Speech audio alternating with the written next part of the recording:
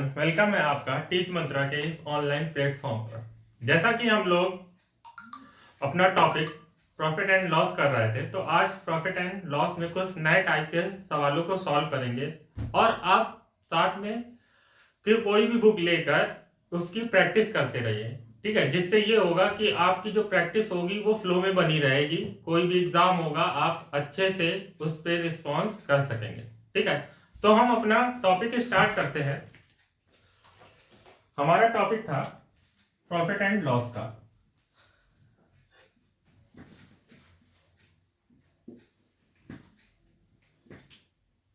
Profit and loss.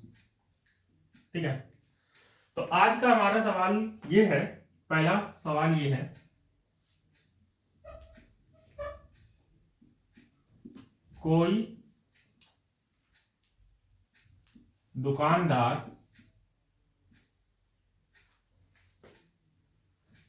क्रय मूल्य पर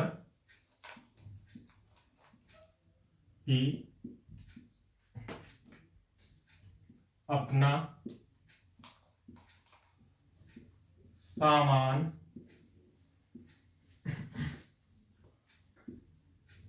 बेचने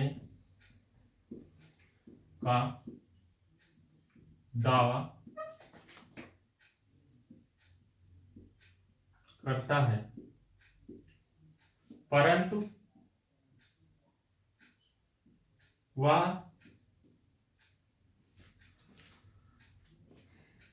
1 किलोग्राम की जगह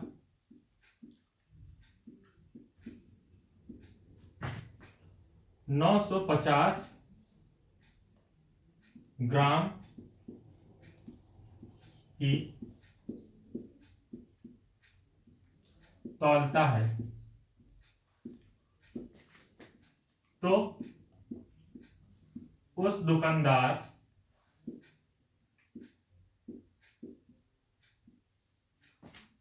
को कितने प्रतिशत का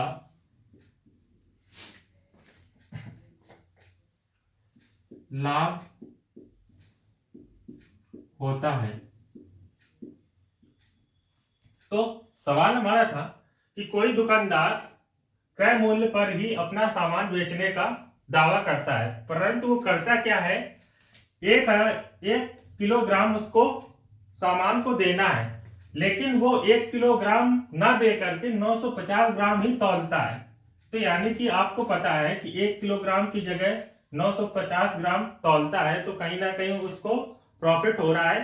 ठीक है, और वो प्रॉफिट कितने का हो रहा है वो हमें निकालना है। तो इसके लिए हम क्या करेंगे, आप देखेंगे कि 1 किलोग्राम बोलता है, ठीक है, 1 किलोग्राम तौलता है, तो 1 किलोग्राम में आपका हो जाएगा, ये ग्राम में ही कन्वर्ट कर लेंगे तो ये हो जाएगा 1000 ग्राम। लेकिन पहले बोलता तो वो है पहले कि हम 1 किलोग्राम देंगे, लेकिन जब वो तौलता है तो बाद में वो कितना हो जाता है, 950 ग्राम। यानी कि उसको कितने ग्राम का प्रॉफिट होगा, तो यहां पे उसको 50 ग्राम, मतलब 1000 में 50 ग्राम कम तौलता है। ठीक है, यानी कि 1000 में 50 ग्राम कम तौलता है, तो उसको 50 ग्राम का प्रॉफिट हो रहा है। ठीक है, अब हमें परसेंटेज में प्रॉफिट निकालना है, तो आप क्या करेंगे, प्रॉफिट परसेंट बराबर कितने का प्रॉफिट हो रहा है उसे, 50 ग्राम का। अब यहाँ पे 950 ग्राम तौलता है ना, तो हम प्रॉफिट 950 ग्राम में ही निकालेंगे। तो यहाँ पे हो जाएगा कितना, 950 गुणे 100, 1010। ठीक है, ये हो जाएगा आपका 5 एकम 5, 5 9 45, और यहाँ पे 5 एकम 5, यानी कि ये हो जाएगा आपका 100/19।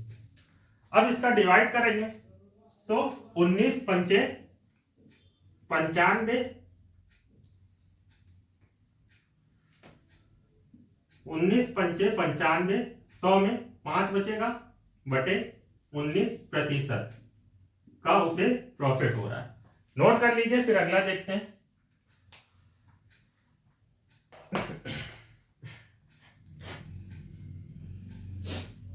चलिए अगला देखते हैं।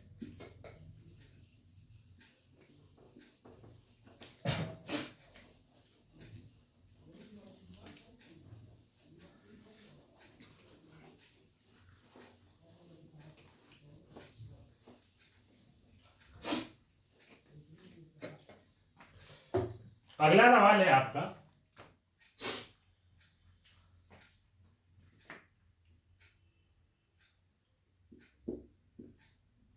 कोई व्यक्ति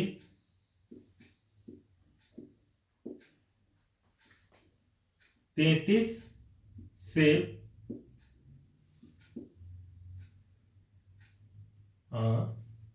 33 सेब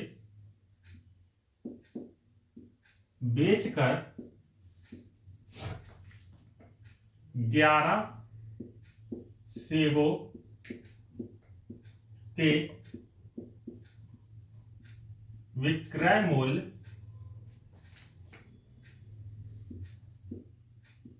11 सेबों के विक्रय मूल्य के बराबर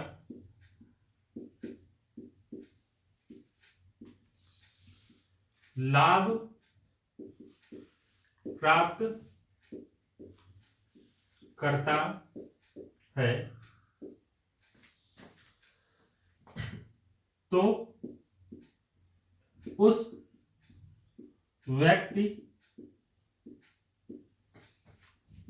को कितने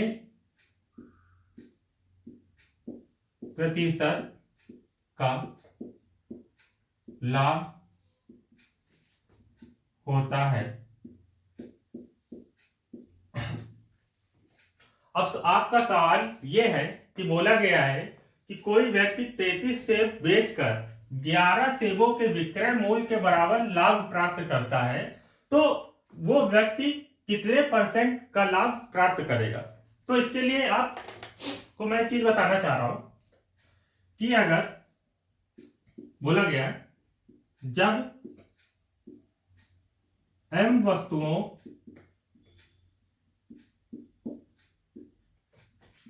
को बेचकर n वस्तुओं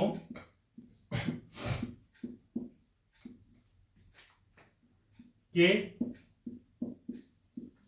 विक्रय मूल्य के बराबर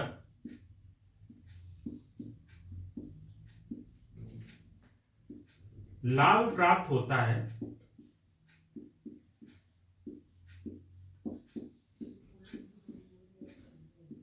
ठीक है।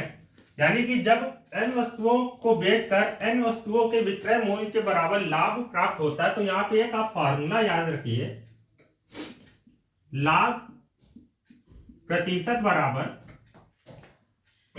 n गुणे 100 अपॉन m माइनस n, ठीक है। तो यहां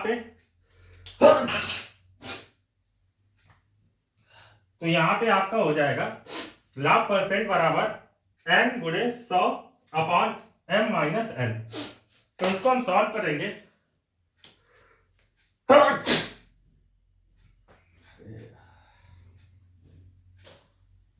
सॉरी, तो यहां पे आप देखेंगे कि यहां पे n क्या है 11, m क्या है 33। तो यहां पे हमें प्रॉफिट % निकालना है।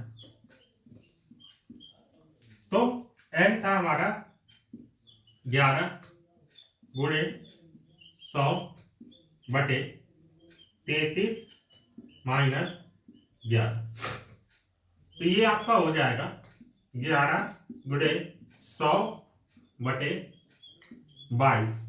33 में 11 घटाएं 22, 11 है तो 11, 11 दूनी 22, 2 का डिवाइड 100 में करेंगे तो ये आपका आ जाएगा 50% का प्रॉफिट हुआ। नोट कर दीजिए। फिर दूसरा देखते हैं।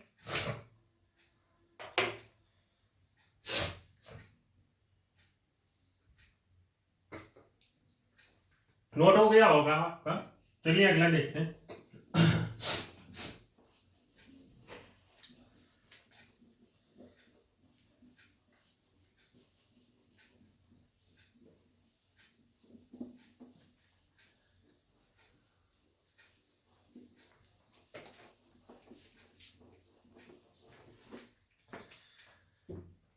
अगला है आपका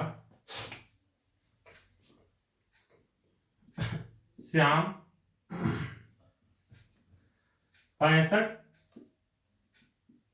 नींबू को बेचकर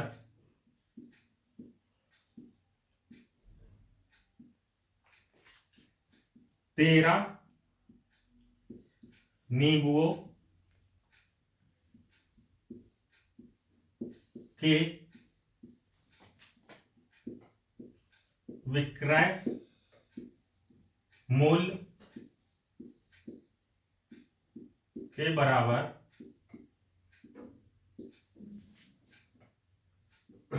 हानि प्राप्त करता है।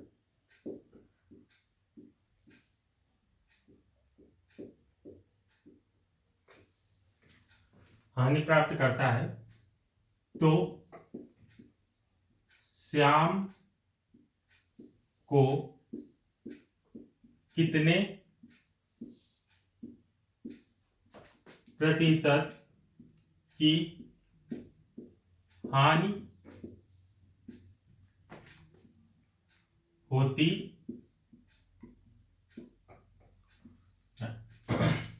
तो यहां पे आपका सवाल है कि श्याम 65 नींबू को बेचकर 13 नींबुओं के विक्रय मूल्य के बराबर हानि प्राप्त करता है, तो श्याम को कितने प्रतिशत की हानि होती है।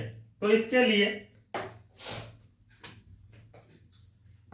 यहां पे जो अभी मैंने पहले बताया था वहां पे लाभ था, यहां पे हानि है। तो जब m वस्तुओं को बेचकर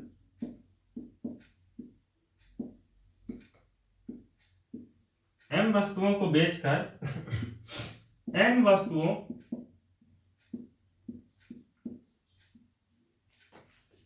के बराबर n वस्तुओं के विक्रय मूल्य के बराबर हानि प्राप्त हो। तो इसके लिए एक फॉर्मूला और, यानी कि यहां पे हो जाएगा हानि प्रतिशत बराबर n गुणे 100 बटे m प्लस n। यानी कि वहां पे क्या था, लाभ हो रहा था, यहां पे क्या हो रहा है, हानि हो रही है। तो उसके लिए बस आप ये फार्मूला यूज करिए और इसका आंसर आ जाएगा। तो इसका आंसर आ जाएगा आपका, यानी कि हमें हानि परसेंट निकालनी है, तो लॉस परसेंट बराबर कितनी, 13, n की वैल्यू 13 गुणे 100 बटे m प्लस n।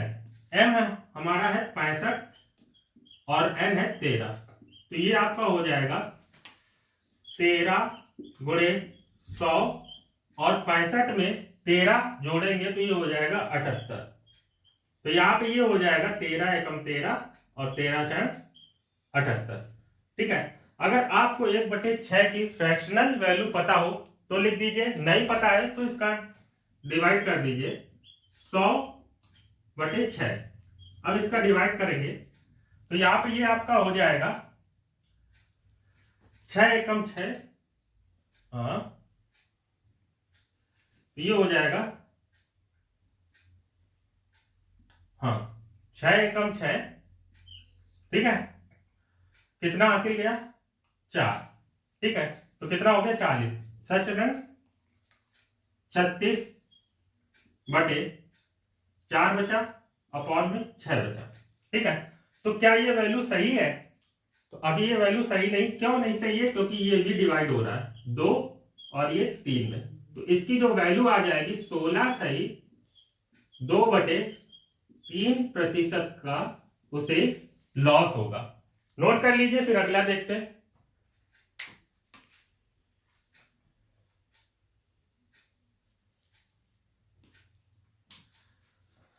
चलिए, आपने नोट कर लिया होगा। अगला, आप लोग कमेंट करके आंसर नहीं बताते हैं। कुछ लोग बताते हैं, लेकिन कुछ लोग जो देखते भी हैं तो कमेंट करके उसका आंसर नहीं बताते। तो आप लोग कहीं ना कहीं कमेंट करके आंसर को बताया करिए कि क्या आपका आंसर सही आ रहा है।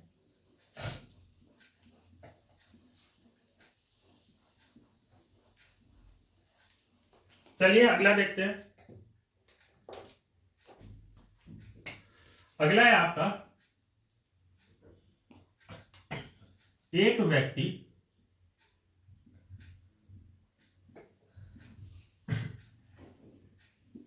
1500 रुपए में 2 घड़ियां खरीद कर, एक व्यक्ति 1500 रुपए में 2 घड़ियां खरीद कर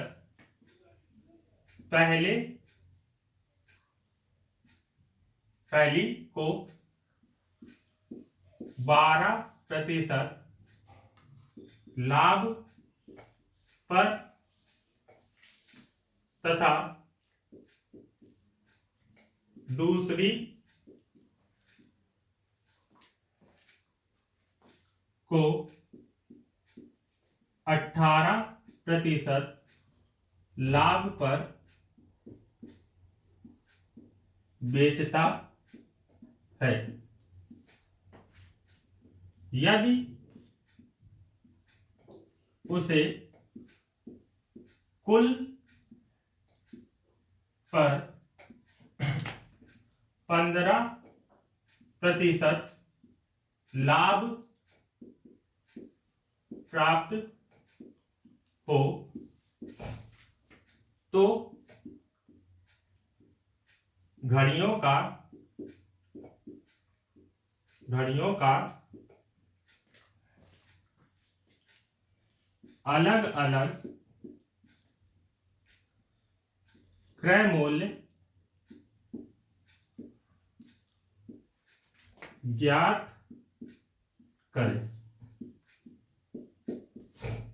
तो यहां पे बोला गया है कि कोई व्यक्ति है जिसने 2 घड़ियां 1500 रुपए में खरीदी हैं, जिसमें पहली घड़ी को वो 12% लाभ पर तथा दूसरी घड़ी को 18% लाभ पर बेचता है। और जब पहली और दूसरी को बेचता है तो उसको कुल पर 15% का लाभ प्राप्त होता है। तो यहाँ पे ये बताना है कि पहली घड़ी और दूसरी घड़ी को उसने कितने रुपए में खरीदा है। तो यहाँ पे टोटल जो दोनों घड़ियों को खरीदा उसने 1500 रुपए में, पहली पे उसे 12% लाभ, दूसरी पर उसे 18% लाभ और तीसरा क्या है, कुल पर उसे 15% लाभ। तो यहां पे हो जाएगा जो पहली घड़ी पर लाभ हुआ, पहली घड़ी दूसरी घड़ी, ठीक है। तो पहली पे उसे 12%, दूसरी पे उसे 18% और यहां पे दोनों पर उसे 15%। तो यहां से एलिगेशन वाला रूल लगाएंगे, ये हो जाएगा आपका 18 में 15 गया 3% और यहाँ पे ये 12 में 15 में 12 गए 3%। तो यहाँ पे इसको रेशियो में कन्वर्ट कर लेंगे तो यहाँ पे ये आ जाएगा 1 और यहाँ पे भी आ जाएगा 1। अब इन दोनों का रेशियो जोड़ देंगे, यानी 1 और 1 को जोड़ देंगे तो यहाँ पे ये आपका आ जाएगा अनुपाती योग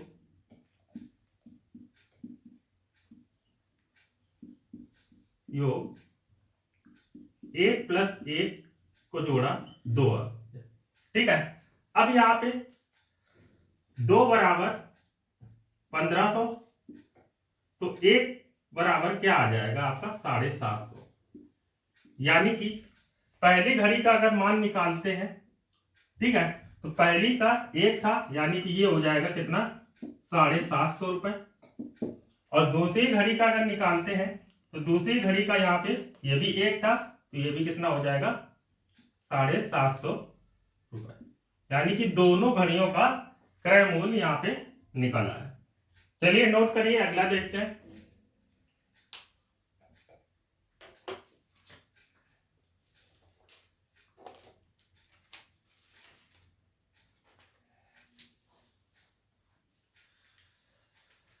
नोट हो गया होगा आपका, चलिए अगला देखते हैं।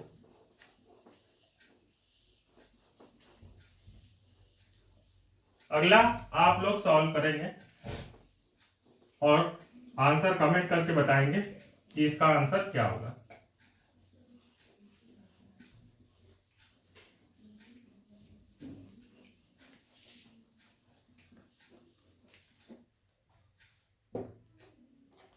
अगला सवाल है,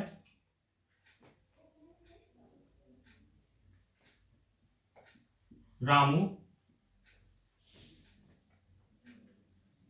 25,000 रुपए में 2 टीवी सेटों को खरीद कर एक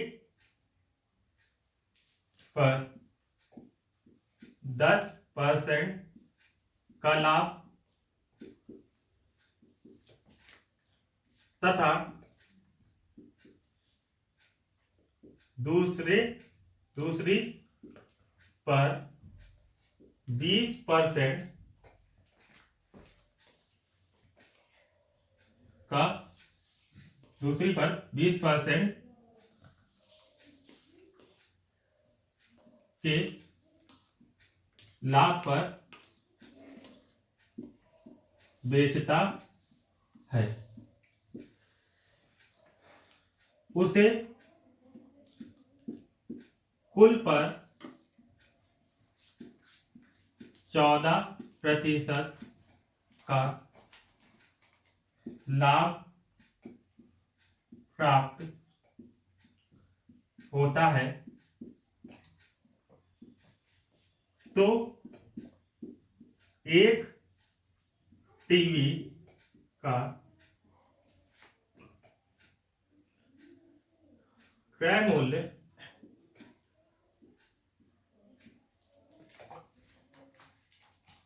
ज्ञात करें। यानी कि इस सवाल में बोला गया है कि रामू जो है 25,000 रुपए में 2 टीवी सेट खरीदता है, जिसमें से पहली टीवी को वो 10% लाभ तथा दूसरी टीवी को वो 20% लाभ पर बेचता है।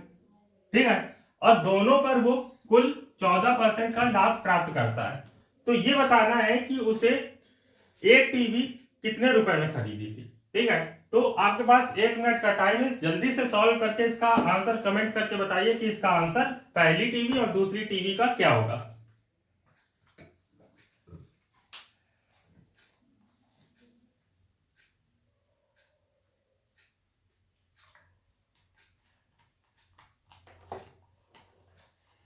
चलिए देखते हैं। पहली टीवी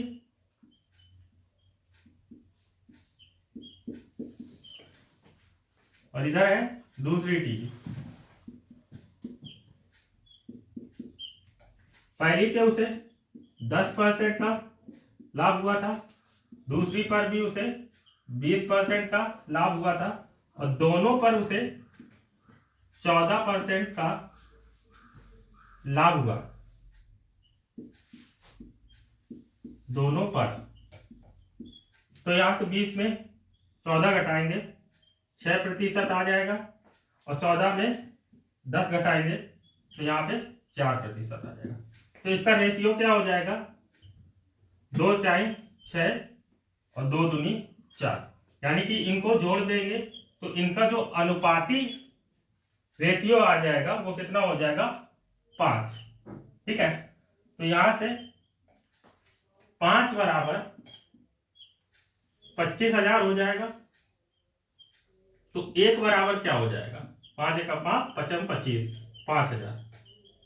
तो पहली टीवी का जो क्रय मूल्य था वो कितना हो जाएगा, इसमें 5,000 का गुणा कर देंगे तो 5 3 15,000 रुपए आ जाएगा पहली टीवी का क्रय मूल्य। और दूसरी का निकालना है तो दूसरी का आप देखिए 5,000 था, तो यहाँ पे मल्टीप्लाई कर देंगे, दूसरी में भी 5,000 का, तो ये हो जाएगा आपका 10,000 रुपए दूसरी टीवी का क्रय मूल्य आ जाएगा।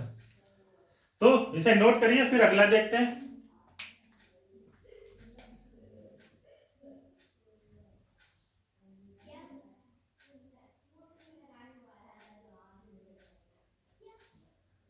चलिए, आपने नोट कर लिया होगा, दूसरा देखते हैं।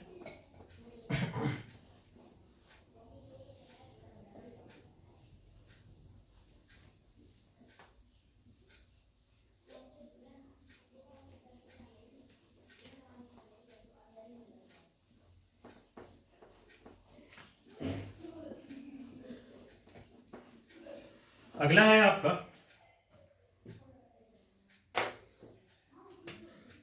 अगला, एक व्यक्ति किसी वस्तु को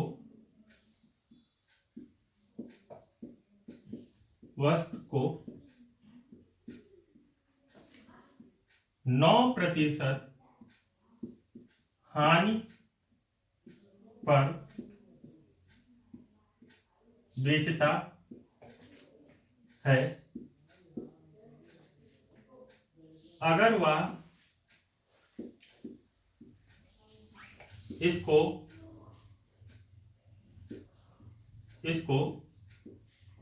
800 रुपए ज्यादा में बेचे तो उसे 7% का फायदा या 7% का लाभ प्राप्त होता है। तो प्रारंभ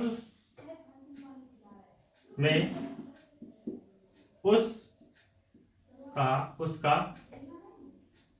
उस वस्तु का क्रय मूल्य, प्रारंभ में उस वस्तु का क्रय मूल्य क्या था। तो आपका सवाल ये है, इसमें बोला गया है कि एक व्यक्ति किसी वस्तु को 9% हानि पर बेचता है, लेकिन अगर वह उसे 800 रुपए ज्यादा में बेच दे तो उसे 7% का लाभ प्राप्त होता है।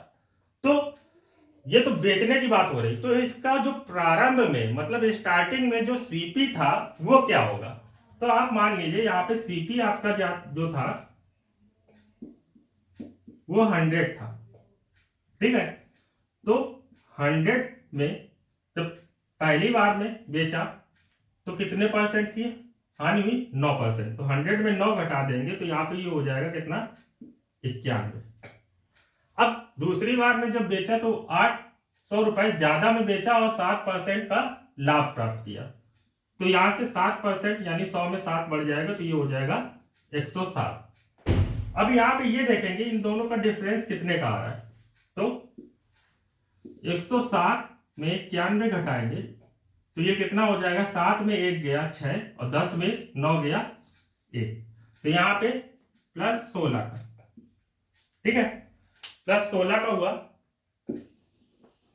अब यहां पे ये देखेंगे कि प्लस 16 है तो कितने ज्यादा में, 800 में, तो एक का निकालेंगे, 16 बराबर 800, तो एक बराबर आपका हो जाएगा 16 पंचे 80, यानी 50 आ जाएगा। तो यहाँ पे ओरिजिनल जो सीपी था हमारा कितना था, 100 था, यानी कि सीपी निकालना है, क्रय मूल्य निकालना है, तो 100 में 50 का मल्टीप्लाई कर देंगे, तो ये आ जाएगा आपका 5000 रुपए इसका क्रय मूल्य। नोट करिए।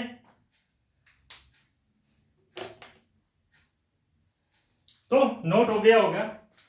तो आज हमने कुछ नए टाइप के सवाल सॉल्व किए हैं। मिलते हैं अगली क्लास में और भी अच्छे स्टैंडर्ड समों के साथ, ठीक है। तो आप लोग वीडियो को देख रहे हैं तो वीडियो को लाइक करिए, चैनल को सब्सक्राइब करिए और दूसरों को शेयर करिए। और आपके जो डाउट्स हैं वो टेलीग्राम पे टीच मंत्रा नाम से एक ग्रुप है, उसमें आप कमेंट करके जो भी आपके माइंड में डाउट है वो क्लियर करिए, ठीक है। तो मिलते हैं नेक्स्ट क्लास में, तब तक के लिए गुड बाय।